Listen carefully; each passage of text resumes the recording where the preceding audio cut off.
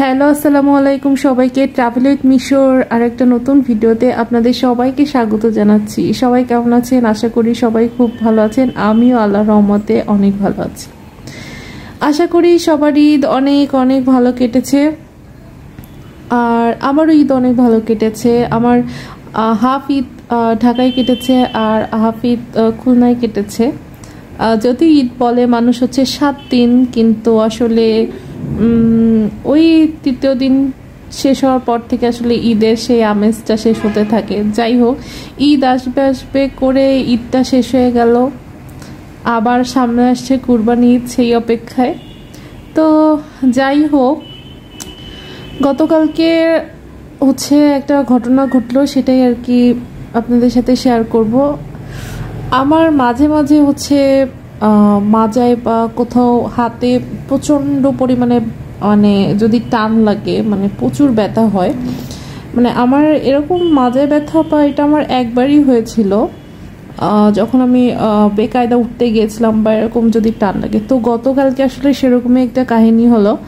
আমি যখন ঘুম থেকে উঠি তখন হচ্ছে যখন ঘুম থেকে উঠেই বেড থেকে ওঠার সময় হঠাৎ করে মাজায় এমন একটা চিলিক মানে ব্যথা হলো, মানে মনে হলো কিছু টান পড়ছে মাজায়। তো আমি তো বুঝে গিয়েছি এই যে টানটা পড়ছে, এরপর আমি মাজা সোজা করতে পারবো কিনা। তো এরপরে তো সত্যি সত্যি আর তো সেই ব্যথা শুরু হয়ে গেল। মানে একবার যদি এভাবে বেকায়দা টানটা লাগে, মানে এটাই আর কি, যখন আমরা ঘুম থেকে উঠি তখন আসলে একটু হাত পা চালিয়ে তারপর আসলে ভাবে নামছে। আমি ডিরেক্ট ঘুম থেকে উঠেই বিছানা থেকে নামতে গেছি এবং বেকায়দা আসলে টান পড়ছে মাজায়। তারপরে আসলে সেই ব্যথা তো শুরু হয়ে গেল গতকাল থেকে। এমন ব্যথা যে আসলে সোজা হয়ে দাঁড়ানো যাবে না। আসলে তখন বোঝা যায় যে আসলে মানুষের শরীরের প্রতিটা অঙ্গের কতটা মূল্য।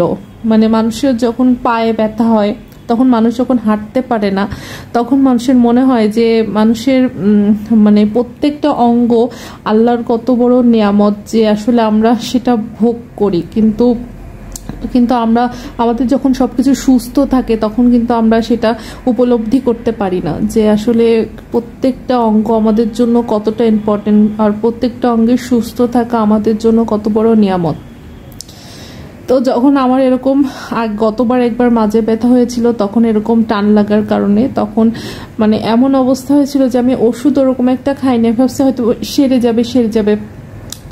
এরকম করতে করতে 2 থেকে 3 দিন পর্যন্ত আসলে কোনো ওষুধই খাইনি। তারপরে ওভাবে এত কষ্ট যে মনে হয় যে আমার মাজা মানে কেউ আলাদা করে ফেলেছে বা এরকম কষ্ট, মানে মনে হচ্ছে যে সেটা আমার শরীর থেকে একদম বিচ্ছিন্ন হয়ে গেছে। মানে আমি আর মানে সেভাবে নর্মালভাবে যে আমরা হাঁটি সেটা আর কোনোদিন হাঁটতে পারবো না।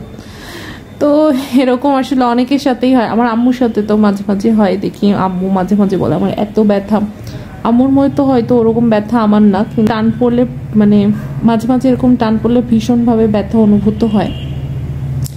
তো আমার হচ্ছে যে গতকালকে এরকম একটা কাহিনী হলো। তারপরে তো আমি বুঝে গেছি এই ব্যথাটা এবার চলবে।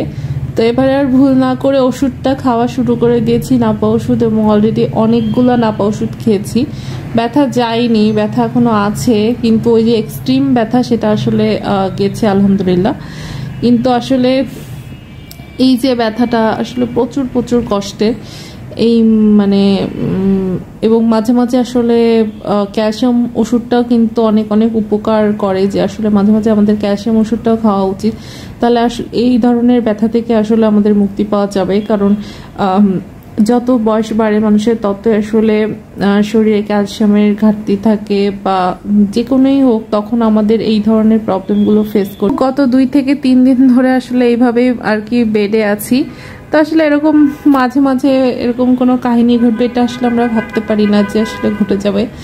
তো যাই হোক, মানে আছি এখনো, সবাই দোয়া করবেন আর সবাই সাবধানে থাকবেন। এই যে আমি যে কাহিনীটা বললাম, আসলে ঘুম থেকে উঠেই আর আসলে হুট করে এভাবে নামা উচিত না। এমনকি ঘুম থেকে উঠেই মানে আসলে ওটা আমাদের ব্রেনের পারে বা শরীরের পারে অনেক কিছু প্রভাব ফেলতে পারে। তো এই কারণে আর কি ঘুম থেকে উঠে আমাদের উচিত একটু ওয়েট করে তারপরে আসলে মাটিতে পা ফেলা। তো এটাই, সবাই সাবধানে থাকবেন, সুস্থ থাকবেন। আর এই তো হবে আগামী ভিডিওতে। তো আল্লাহ হাফেজ।